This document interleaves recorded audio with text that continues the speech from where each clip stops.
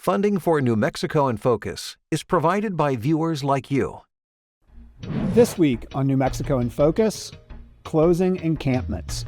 The chair of Albuquerque's Human Rights Board details some harsh claims in a new draft report documenting the city's approach to unhoused people.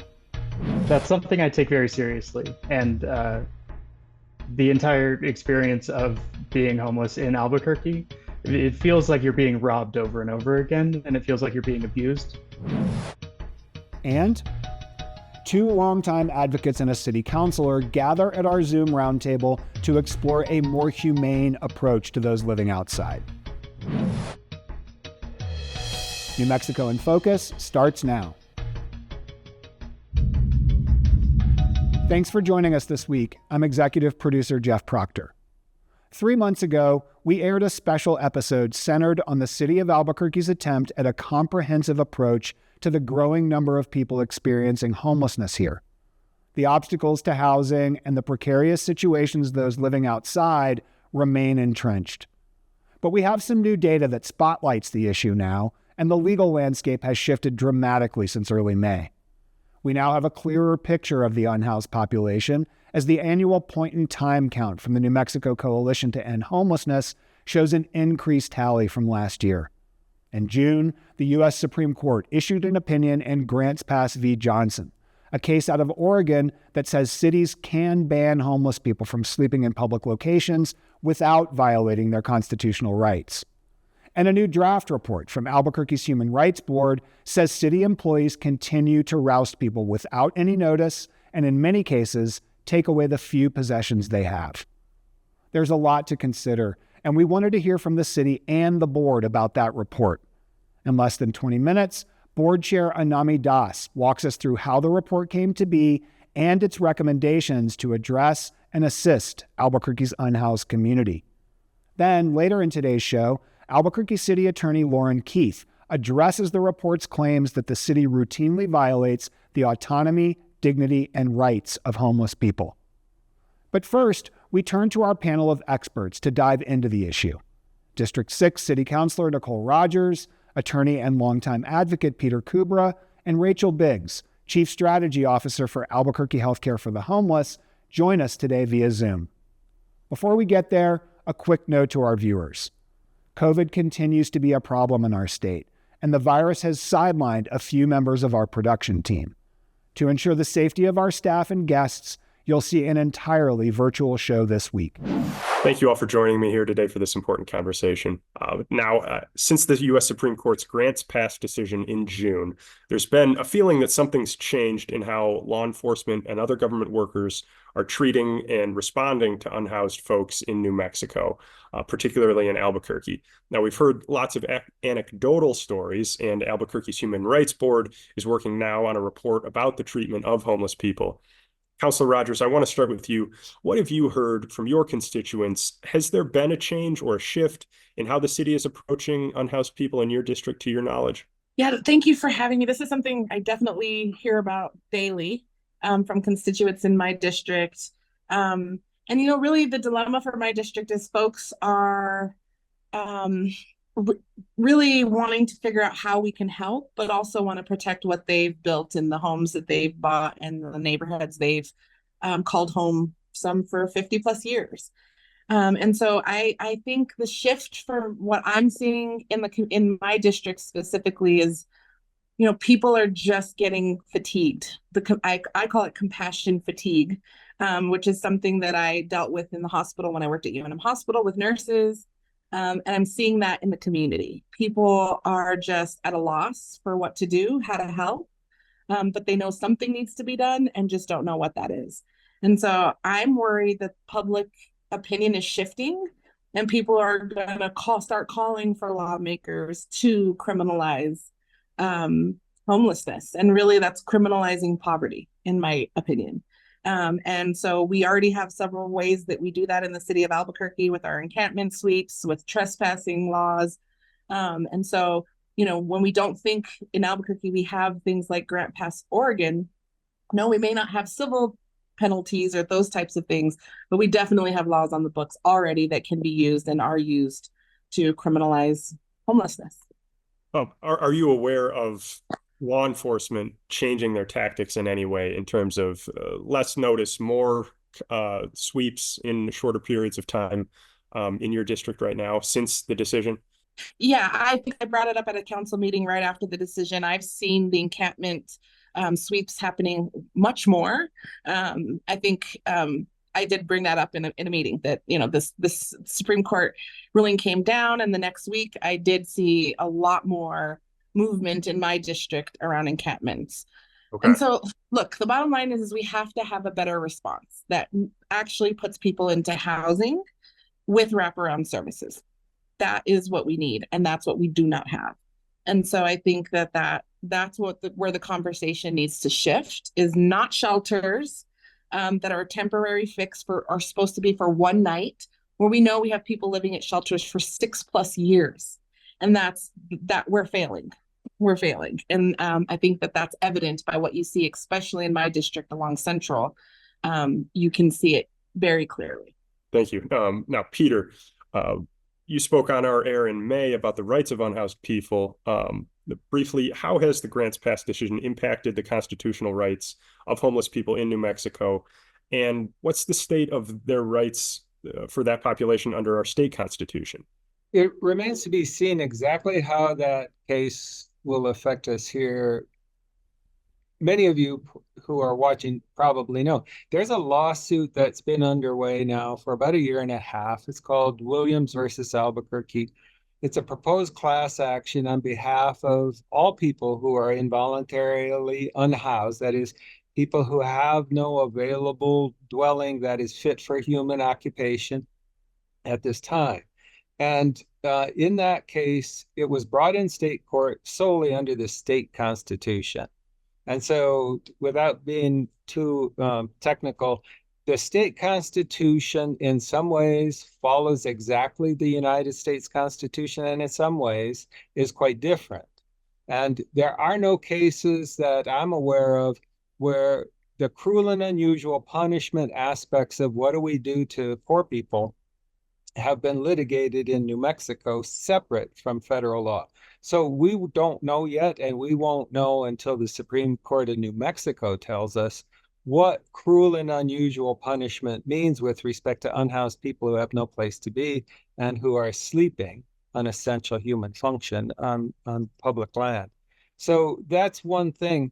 But the thing that is thus far not understood by most people is that the claims being brought in that lawsuit were knowingly brought by good, smart lawyers who saw that there was some hazard that this Supreme Court of the United States decision would go this way. So they have other claims that were not addressed in any way by Grants Pass. So we all have a substantive due process right to not being harmed by the government.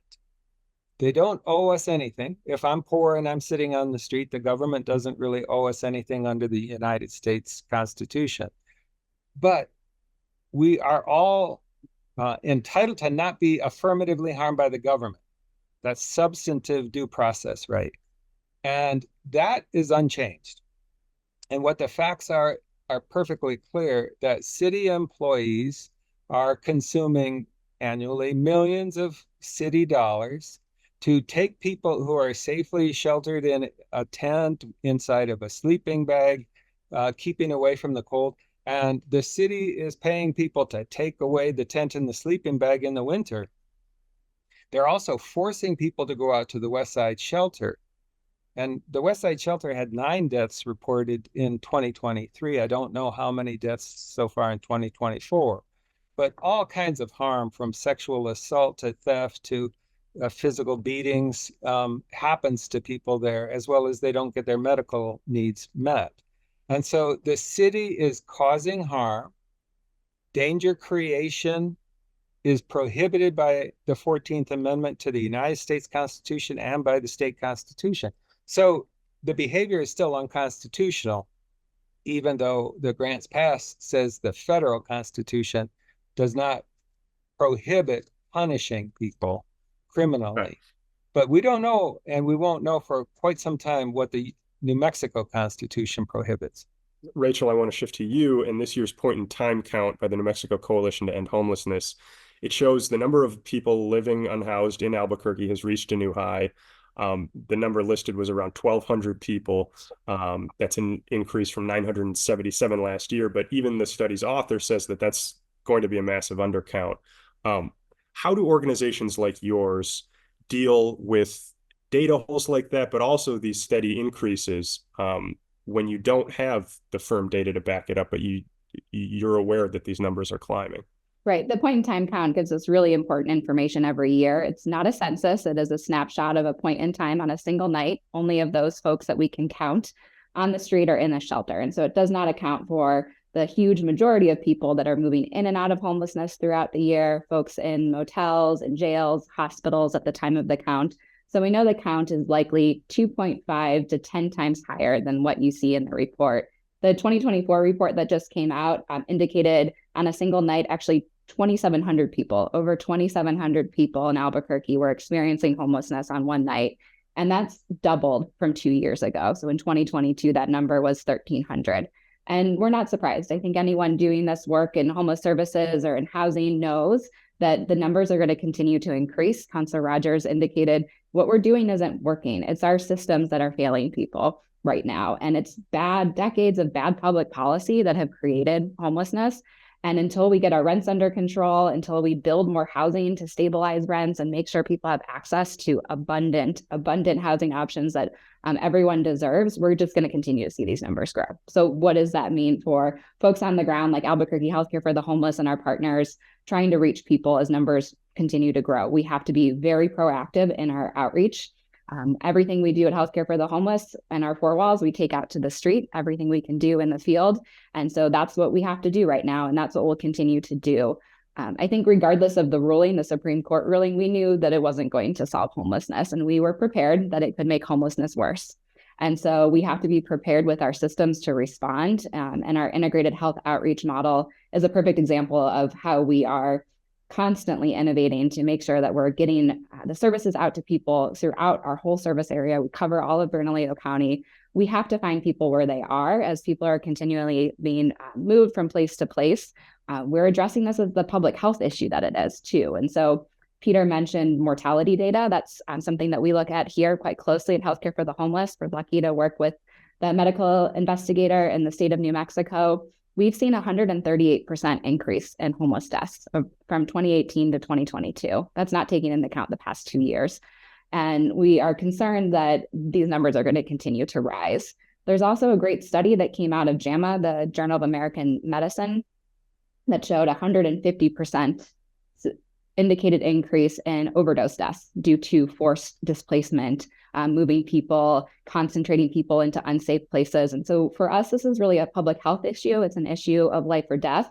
And that's why our integrated health outreach has to respond and has to be proactive. And I'll just end with saying, because of this court ruling, it doesn't change anything for us. And these are things that people on the street have been experiencing for decades. We've been around for almost 40 years responding to this, but we are concerned it will make it worse. And we feel that we shouldn't even be having this conversation about whether we can move someone's makeshift shelter, how we move it, when we move it, how much notice. We should really be focusing on how do we get more abundant housing supply that everyone needs and deserves in our community. And until we shift the energy and focus and community resources towards those solutions, we're just wasting our time having these conversations. Now, I'm sure everyone saw the recent news stories reporting that Governor Michelle Lujan Grisham is interested in taking a path similar to California Governor Gavin Newsom's, empowering the state to sweep encampments, encouraging local governments to do the same. It sounds like, based on some of that reporting, that Albuquerque mayor is interested too. Does that seem like a viable solution to you, Councilor Rogers? No, no, the city's already been doing that. So we didn't need the governor to tell us that. The mayor has already been sweeping encampments and, really playing the shell game with people. And no, it's not working. It's clear it's not working because all people are being offered is, like Mr. Cooper said, is a trip to the West Side Shelter. And that's not, I did a pop-up visit there myself, and we wouldn't even be able to legally house prisoners there in the conditions that it's in. So I know the city's working very diligently now to get those things fixed. but not, no, it's not a strategy that's going to actually help us help meet people where they are to get them the things they need. And again, I have to stress that the root cause here is poverty. Poverty is the root cause. You can say substance abuse, you can say mental health. None of that matters other than poverty, because if folks could pay for care, they would get the care that they needed. Folks can't pay for housing. Folks can't pay for their mental health, can't pay to go to substance abuse services, especially if you're on Medicaid. And so we must change the conversation and talk about alleviating suffering and alleviating poverty. That is, for New Mexico, especially District 6, is generational. So it's not something they can just go to their mom as a safety net or go to their dad or grandma for a safety net. We are criminalizing poverty. And that is what we need to be talking about, that as the root cause. Thank you all. Sorry to end it there. I know that was quick, but we'll be back for another segment in just a few minutes. Thank you. When Anami Das first joined the Albuquerque Human Rights Board in 2023, she wanted to use her experience having once lived homeless to amplify the voices of other unhoused people in her community. Last month's draft board report analyzing the city's handling of homeless people does just that, opening with quotes from several people currently living on the city's streets. In addition to those difficult-to-read firsthand accounts, the report includes several recommendations to help improve the lives of those who need it most. Anami Das, chair of Albuquerque's Human Rights Board, thank you for joining me on New Mexico in Focus. It's great to be here. Thanks for having me. So late last month, the board released a draft report analyzing the city's handling of homeless people in Albuquerque, and the board found a number of issues with the city's practices and approach. Can you give us some background on how the report came to be and maybe describe the methodology y'all used a little bit? For sure. The report itself came after a resolution that the board passed back in February, where we called for the public hearing that we just were discussing during the last month's meeting. And the report is the follow-up to that public hearing. The methodology that went into it was 6 months of me learning how to write a report, honestly. I don't have an academic background, and I don't have a analytics background, but I do have lived experience of homelessness. So I knew that I wanted to convey the reality of that situation that so many folks are still going through. And so I got help from the Research, Investigation, and Policy Subcommittee from the board. But for the most part, this was months of me looking through city data, gathering reports from folks who live outside, and trying to figure it out along the way. It was very much a homegrown project. Gotcha. In a moment, I want to get into some of the specific ways that you found the city violating folks' rights. But one question I want to ask is, did you speak to anyone in the mayor's office about this report as you were putting it together? Yes, I spoke with an associate CAO, and I've met with a lot of the department directors for the city. I found that asking questions early on made it so that like anything that went into the report was already vetted by the city personnel. And yeah, I had a lot of participation from folks in the city while making this report. Okay. I want to ask about the Tim Keller administration's reaction to the draft report when it came out. They sort of conveyed in a number of media interviews that they were blindsided. Were you surprised at all by that reaction? Yeah, I was confused by the reaction because this is all I've been talking about with the city for the last 6 months. So the idea that they were blindsided is confusing, and I am curious, like, what went wrong in communication or if they were even talking about the same report, because I've been pretty one note about this since at least February. But I've been pretty one note about this since August of 2022. So Okay. Let's get into it a little bit here. I want to let you know that we interviewed City Attorney Lauren Keefe this week as well.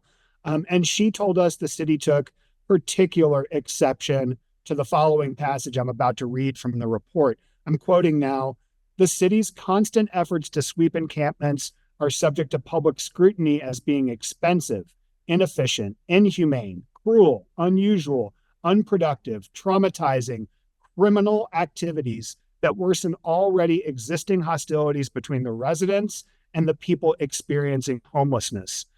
Criminal is a pretty heavy word to use in this context. I wouldn't imagine that you did so lightly.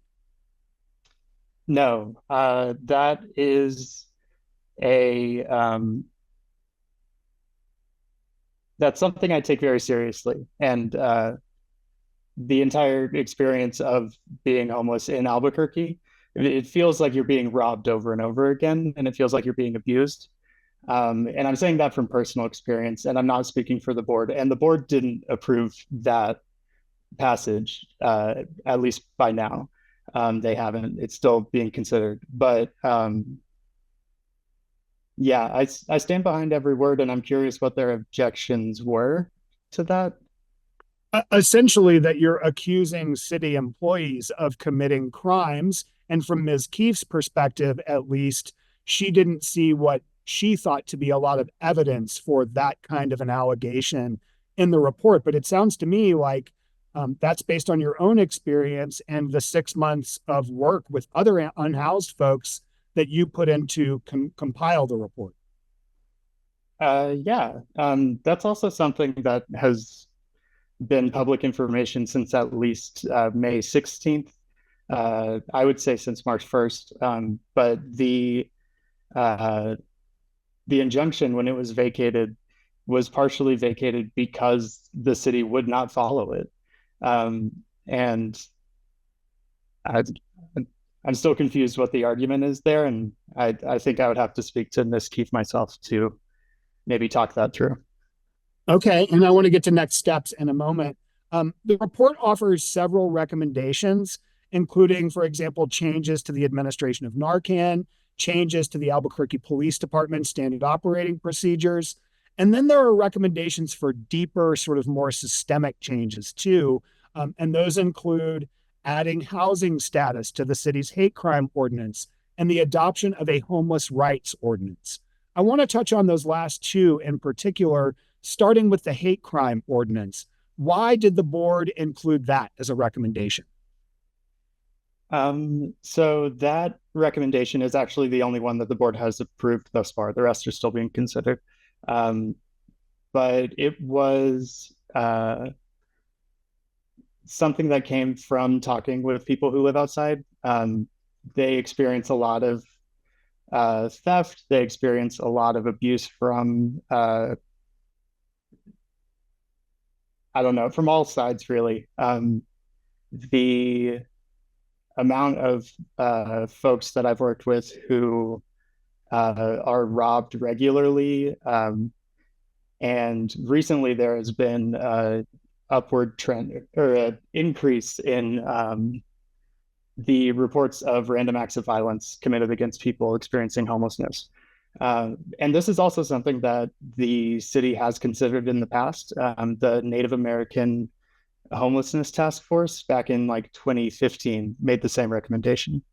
I remember that. I want to be clear, though, when you say all sides, in terms of folks who live outside sort of taking it from all sides, you mean potentially other unhoused folks, other people who are just out in the world, and the city government, yes? I'm not alleging any hate crimes from city government. I want to make that clear because that was a point of confusion Okay.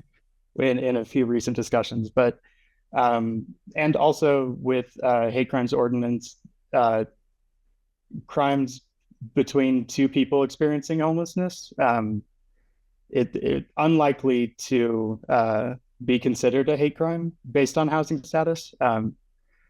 But all of that to say that abuse and mistreatment are coming from all of those places, from other unhoused folks, from housed folks randomly in the streets, from city employees, from security guards, from APD, from MSD. It's constant. Okay.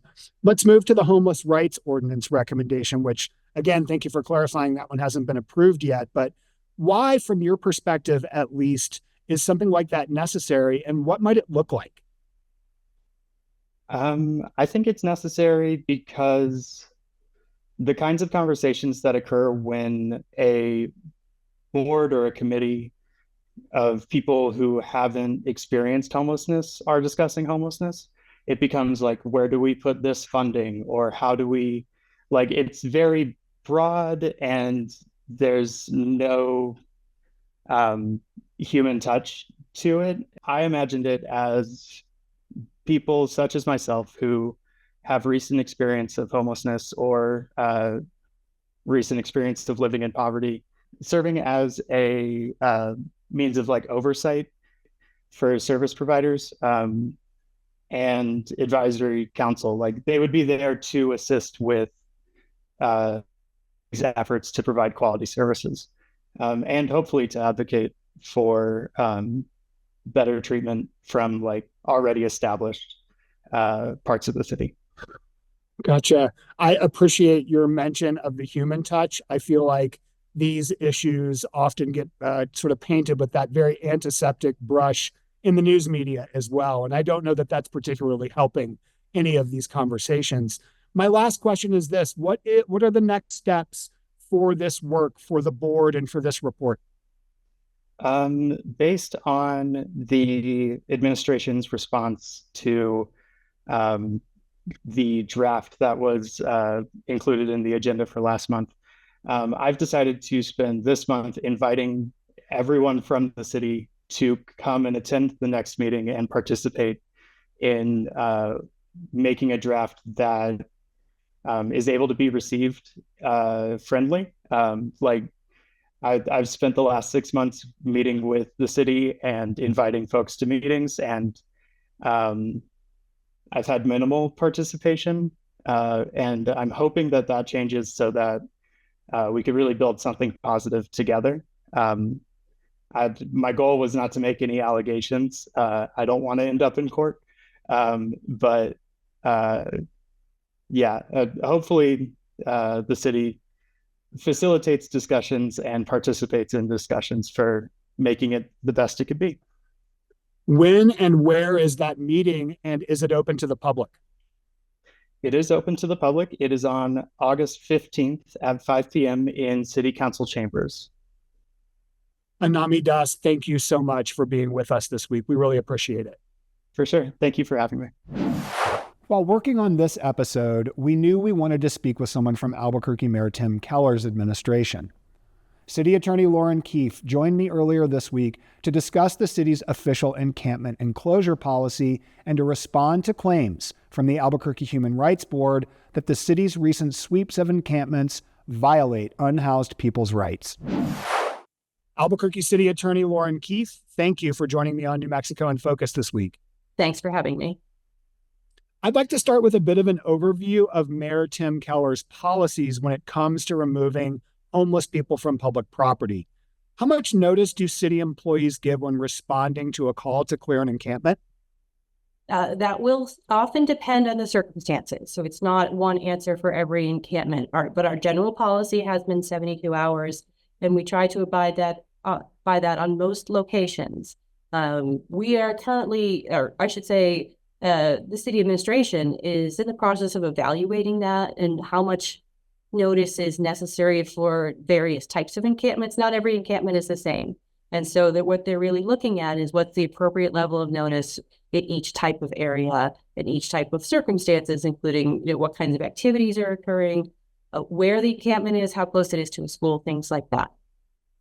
Gotcha. Of course, in June, the U.S. Supreme Court ruled local ordinances with penalties for camping on public land do not constitute cruel and unusual punishment under the Eighth Amendment.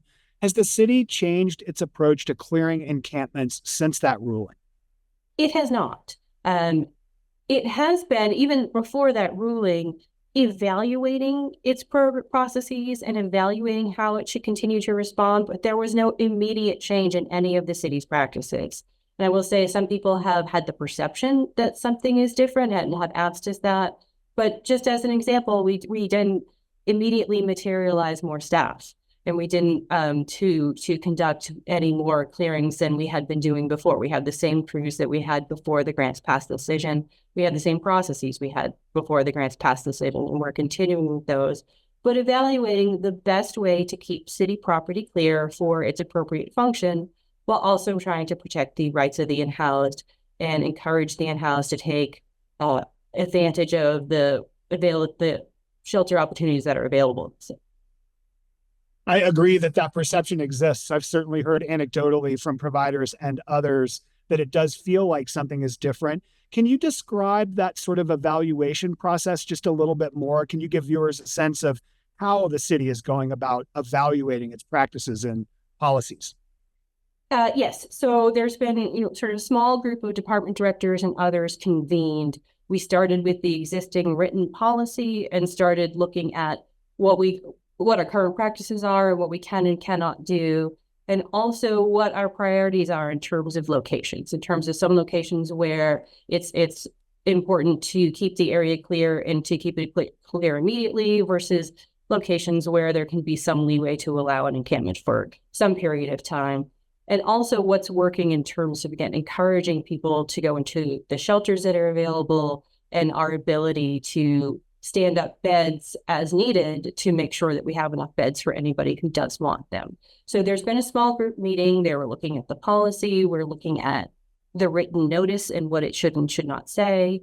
And we're looking at how we can collect data, because very often we get so many questions about our practices, and we have quite a bit of data that we collect. We're looking at a way we can gather it and be able to communicate more effectively on our processes when we do get these questions. Okay. I want to shift gears a little bit. We know that when it comes to homeless encampments, sometimes Albuquerque Community Safety responds, and in other cases, it's APD. What are the criteria for deciding which of those two entities responds to a call? So ACS will generally respond when there's any kind of indication that there's somebody having a behavioral health crisis.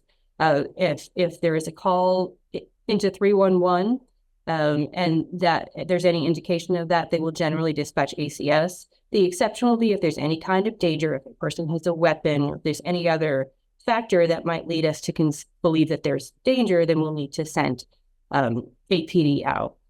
ACS has a team now that does proactive outreach. So in addition to responding to 311 calls, it does proactive outreach to encampments and to other unhoused individuals within the city, again, to try to encourage them to get into shelter, to try and work with them, to find out what the barriers are and see if they can be connected with services. APD, of course, does not do any of that kind of proactive engagement with the unhoused population. But to be clear, the people who primarily deal with encampments are employees of the Health, Housing, and Homelessness Department in what we call the interaction team. It is the interaction team that responds to a call of an encampment, that they go out, that they make an offer of shelter to those individuals. And if those individuals accept, ACS will provide transportation. If they do not accept, that's when they will receive notice of the city's intent to clear an encampment or to clear an area. And they will be given a written notice and informed as to when the city will take its action to clear that area. So people often talk about ACS and APD, and I do always want to clarify that it's really not either of those that are out there giving notice. And another thing that I think might be important to clear up, because I get the question a lot, or the city does a lot, they'll say that, but we saw the city clearing an encampment and no one was there asking if they wanted shelter. And that's not the stage of the process where we make that offer. We make that offer at the outset when we're giving notice. If the people decline and we then give them notice, then later solid waste comes along and does the clearance, and we may or may not be able to make another offer of shelter, but it's the beginning of the process, not the end of the process when we do that. I appreciate the clarification, Lauren.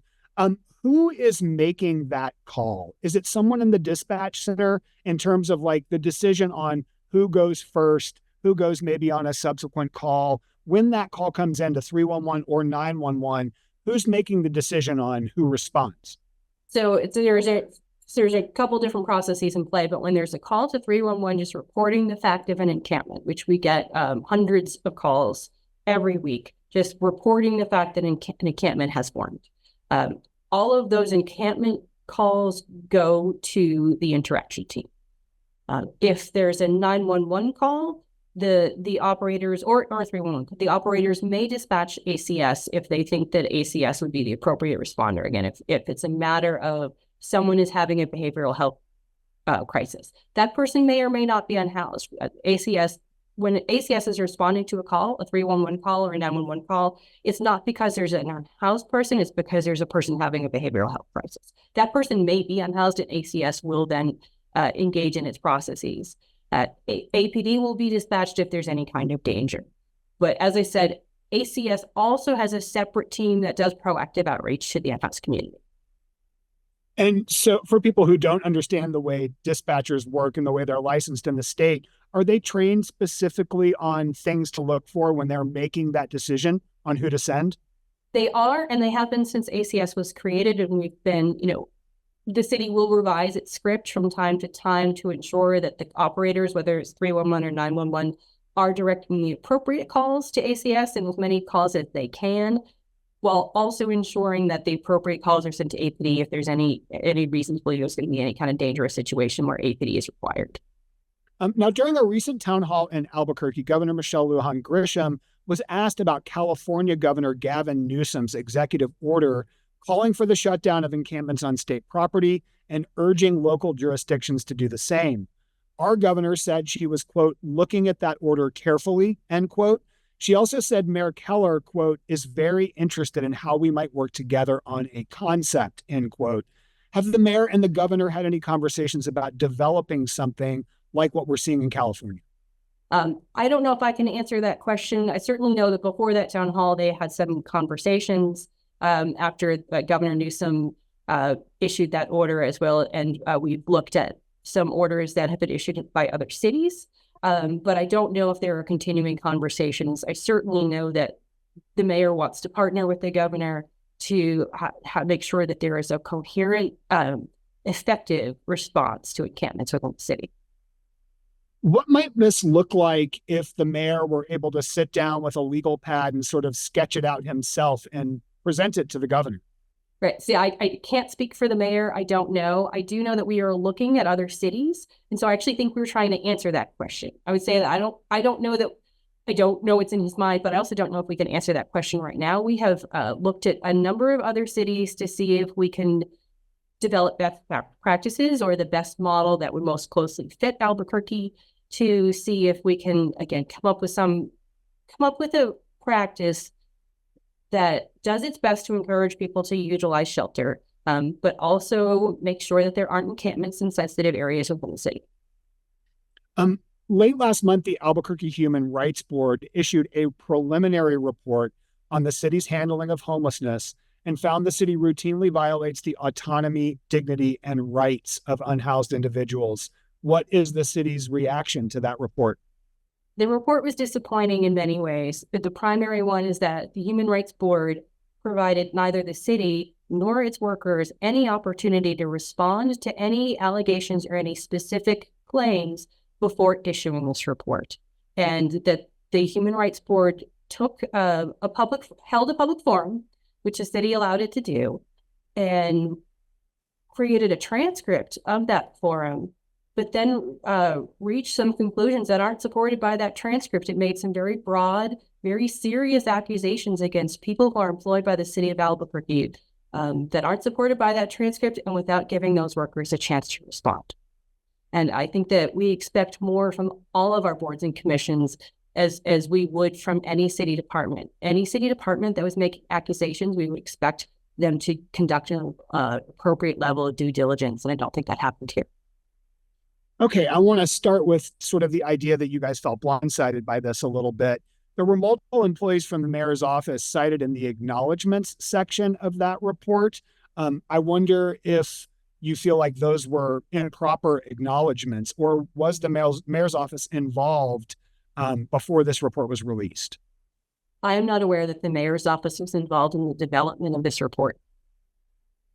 Okay. So Consulted? I'm not sure what it is that what Ms. Doss was acknowledging when she included those acknowledgments. Okay. Yeah, I'm not. When you mentioned, excuse me, when you mentioned some of the really serious accusations that were laid out in that report, can you talk about some of the ones that in particular sort of stuck in y'all's craw? I don't know if I would use the phrase stuck in the craw, but I think the things that jumped out is that they used the word criminal. They accused city employees of engaging in criminal conduct without specifying what it is that they believe is criminal, identifying any actions that would be criminal, and again, without giving anyone an opportunity to respond to the accusation that their conduct is criminal. So that one really jumped out at me. Also, they concluded somehow that the city had violated the injunction that was issued back in September of 2023. That injunction has been vacated retroactively. But also, the city worked diligently to comply with the injunction, while at the same time letting both the district court judge and the New Mexico Supreme Court judges know that it was vague and unclear and in some ways not possible to comply with. We eventually the district court judge vacated it on his own without a subsequent motion from the city. And the basis for that injunction has now been invalidated by the U.S. Supreme Court decision. But regardless, we worked very hard to comply with it. And we, in fact, are continuing the same processes that we developed while the injunction was in place, even after the injunction was vacated and even after the Grants Pass decision. And some of the specific examples that are cited are not violations of the injunction. So it was disturbing to see a board reach that conclusion and reach it erroneously. You've got some methodology concerns among other concerns, it sounds like. I wonder, is the administration looking at the report seriously for any potential improvements to its policies and practices around addressing this issue? But the administration is looking at the report seriously. We look at everything seriously. But again, we were also in the process of evaluating our policies and practices at the time this report came out. We had been for months. We have been throughout the injunction period. Since the injunction started, we have been having discussions and honing our processes to do the best job we can to protect the rights of in-housed while also keeping sensitive areas clear. We've been working on this the whole time, but had been really making concerted effort in the past 4 or 5 months to look at our practices and decide how to move forward when this report came out. But yes, we will certainly look at that report. We have reviewed the testimony that was given. A lot of the testimony really raised concerns about the dangers of living in encampments as opposed to genuine concerns about city conduct that emphasize the need to clear encampments and get people into safer spaces than they are when they're living out of the streets. Albuquerque City Attorney Lauren Keefe, I really appreciate you being with me this week. Thanks for your time. Thanks. Let's return one more time to Lou's conversation at the virtual roundtable, where our guests begin by reacting to our interview with City Attorney Lauren Keefe. Peter Kubra, Councilor Nicole Rogers, Rachel Biggs, thank you again for being on. Let's jump right into it, though. You three have seen Jeff's interview with City Attorney Lauren Keefe, and our audience just saw it too. Peter, I'll start with you. I'm curious about your reaction to how Ms. Keefe characterized the city's policies and overall approach to unhoused folks. Does it match what you're seeing? Not at all.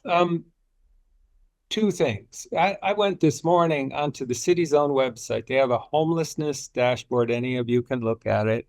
And they acknowledged that there were 1,111, quote, actions on illegal encampments in the month of June alone. Now, 2 years ago, when this controversy really came to a head, the mayor said publicly that there had been 200 in the year 2022.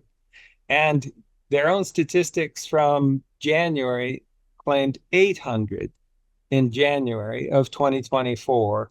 And their own statistics say 1,111 in June alone. They haven't published the July statistics, but as with Councilor Rogers, We hold monthly stakeholder meetings among people who are unhoused and their advocates.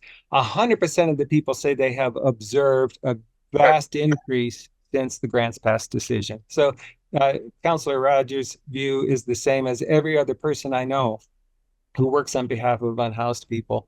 The other aspect that I am seeing as clear evidence that what's been represented is not accurate is that I spent last Thursday at the Bernalillo County Metropolitan Detention Center, the jail, and I was told by the mental health staff there that their census at that jail has gone up 300 people in 2024 from the beginning through last week, that there are now 891 people on the mental health caseload as of last week, and there were 600 in December, and that their understanding of who their own patients are is largely homeless people, many of whom are charged with petty offenses by the Albuquerque Police Department and booked on those. And so I would refute what the city said and ask them to show us some statistics to back up their story. Now, Rachel, I want to go to you next. Last month, the Albuquerque Human Rights Board tried to compile some statistics themselves, and they published a draft report analyzing the city's handling of homeless people in the city. A draft of that report equates the city's no-notice encampment policy closures to theft and actually accuses some city employees of committing crimes against unhoused folks. What was your organization's reaction to that report, and did you find it accurate? I think it's hard when we see reports with anecdotes, and certainly we hear these stories every day from our clients. And as I referenced earlier in our interview, we've been hearing these statements for years, and certainly we see trends where things increase and decrease, and we're seeing some of those trends, but we don't have the data here at Healthcare for the Homeless to substantiate it. And so what we're doing, because we always want to see the evidence to support the stories, I think that shows the bigger picture. We want both together to show both are important. We started an incident reporting system where we're collecting these kind of incidents that are happening so that we can actually batch and trend what we're seeing on the street and be able to report in a more consistent manner and have the data to substantiate all the stories that we hear. But certainly we hear from our clients stories every day. I think the biggest thing we hear is a lot of confusion. People are really confused about, what's the policy today? What's in place? Is there storage? Do I have notice? And so as advocates and our role to work with our clients and uphold their rights, just asking the questions as much as we can. What's the status today? What's the policy? Trying to get that information out to our clients. But people are on the street just trying to survive right now. And it's a really intense environment. And the language and the rhetoric is what we're most concerned about. The polarization of the issues, I think, creates a really dangerous environment for folks living on the street. I referenced our mortality data. People being violently victimized while living on the street, we know 25 times more likely than someone that's housed. And so we're really concerned about just the rhetoric that's coming out from the responses that we're seeing. Okay. Councilor Rogers, I wanted to ask you quickly about that report as well.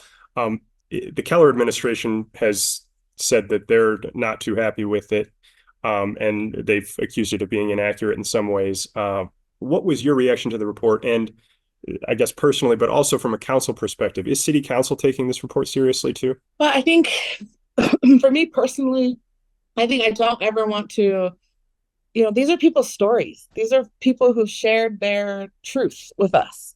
And we can dismiss it all we want, but it's real for folks who are living out in the heat and the cold day after day. And so I would absolutely never want to refute somebody's or say somebody's story is not truthful. I think for me, we should listen to those openly and really hear what they're saying and try to align our systems to help the most vulnerable in our community. And I think that's the difference. And I think in terms of what numbers are accurate or what numbers aren't accurate, I go off what people say. And we heard from Mayor Keller in the governor's public safety town hall that the city averages about 2,000 encampment clearies a month.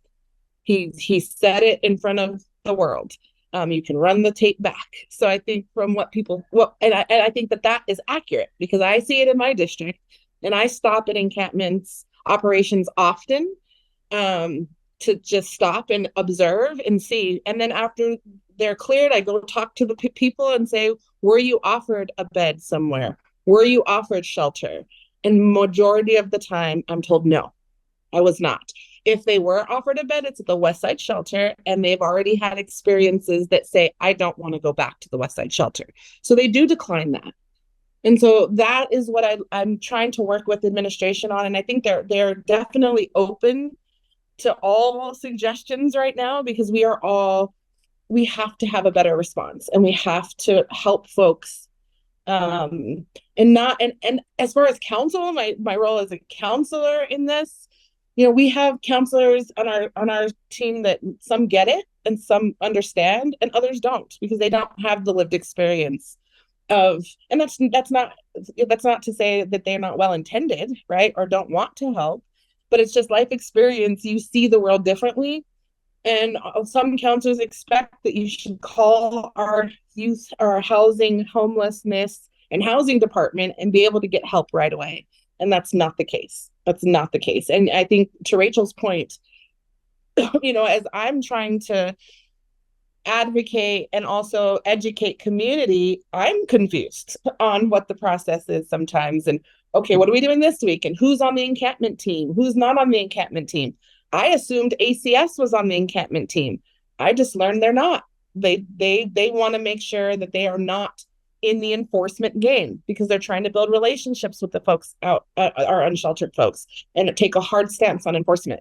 So there's a lot of questions, but I know one thing: we've all got to get on the same page. It's not just the city's responsibility, but we have to look at our own processes, especially with funding and where it goes, and making sure we're more efficient with our processes, so our providers like Healthcare for the Homeless and others can do the hard work. And we have to get better. Understood. Now, as far as being all on the same page, like you were saying, I want to end there, and I'll give all three of you an opportunity to answer this in some way. It seems like a lot of the entities that are tasked with finding solutions to these problems have created some sort of an adversarial relationship, whether it's the governor and nonprofits, or the mayor and nonprofits, or advocacy, the legal community, where you're from, Peter. How do we cut through that and get to a more collaborative environment so that we can actually start working towards real solutions? And I'll start with you, Peter. Thanks. I'm working with a number of legislators, with county commissioners, and with city councilors, all toward one goal, which is to create for people who have psychiatric conditions, substance use disorders, brain injuries, who are unhoused, a program like the Developmental Disabilities Waiver Program for people with intellectual disabilities. Those 6,800 people are being well served in group homes and family support. And we're going to try and focus on a solution. Let's give some permanent supportive housing to the thousands of people who are unhoused because of their disorders and their poverty combined, and treat them the way that we're treating people with developmental disabilities, in a kind, compassionate system that the federal government pays 74% of the cost. Rachel, how about to you? In a general sense, how do we reach a situation where there can be more collaboration between all of these groups that are essentially working towards the same goals? We have great examples, and we have great examples in our own city's history as well. So, structural problems like homelessness require structural solutions, and those are hard solutions, but it starts with focusing on housing as the main structural solution. And we did this with Heading Home initiative decades ago now at this point. So under a previous administration, really putting the resources towards what Peter is talking about, permanent supportive housing. We have those systems in place. We just haven't brought them to scale. And we've seen when this works in other places, like in Houston, they've had a 63% decrease in homelessness since 2012. They've housed more than 30,000 people because they have just what you're asking for. People all on the same page working towards a shared aim. And they all agreed there to focus on housing first and the principles of housing first and permanent supportive housing, and ensuring that every provider, every entity is working within their niche and asking those hard questions of each other, saying, what are you going to specialize in? How do we all get on the same page of the same shared aim? And really making those hard decisions to say, we don't need to go from street to shelter or transitional housing into housing. We can go straight from the street to housing, and a coordinated pipeline of us all working together to achieve the same goal of street to housing, permanent supportive housing, permanent housing for folks. That's where we're really going to see the impact. And if we would have, been doing this, that high level impact, we would have seen this have dividends right now. We would have been exponentially further along than we are right now. We just broke ground on a housing development. We're at 66 flats yesterday. We didn't spend time talking about how hard it is to develop housing. I think we need to move past that. We need to just get to work and focus on the solutions that we know have impact. We have the data and the evidence to show it. Like I said, we have our own Heading Home cost study here from 2016 that shows this works. It has cost savings. It has real impact. And so if we can get everyone on the same page towards that shared aim and have the leadership, really, I think it's the public sector leadership that we need to get us to reaching those goals. The nonprofits are an important part of the solution, but we're really cogs in the machine, and we need to feed into the bigger picture, the bigger blueprint that the public entities should set. So yes, it's not just on the city or the state or the federal government, but we need them all working together and investing in these solutions to scale. And the nonprofits play a big role in that, but we cannot and will not solve homelessness on our own. Understood. Councilor Rogers, I'll end with you. Obviously, from your perspective as an elected official, working with nonprofits and other groups. Yeah, there's so much I want to say about this particular topic. I honestly think the biggest thing on my heart right now is to tell everybody stop it. This and this finger pointing and this and that, and they didn't do their part, and we've got to stop that. We need to all. I would love to get everybody in a room, elected officials, all the advocacy groups, people smarter than us that do this work every day, and actually listen to them. So government, city, state, federal government need to listen to the people who know the work, and we don't. We like to dictate to them what to do, and we don't look at our own processes. So I would love to get everybody in the room, and I feel like this doesn't happen enough. And I know that this happens in places like Houston, where these groups are having weekly meetings to coordinate. All right, we see a big encampment here. What are we going to do to support them? Not, okay, how are we going to sweep them? It's literally, let's get in, let's use all of our resources and do this.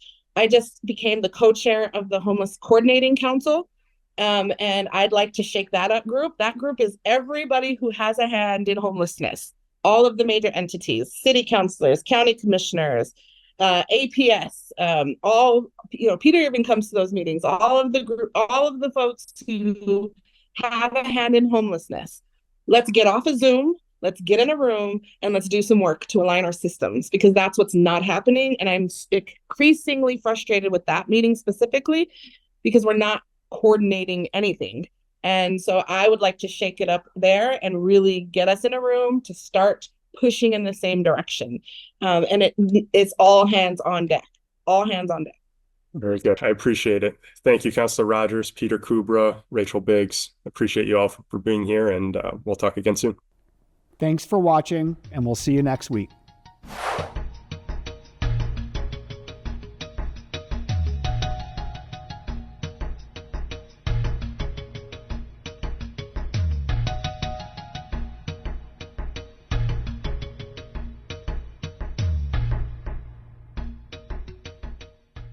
Funding for New Mexico in Focus is provided by viewers like you.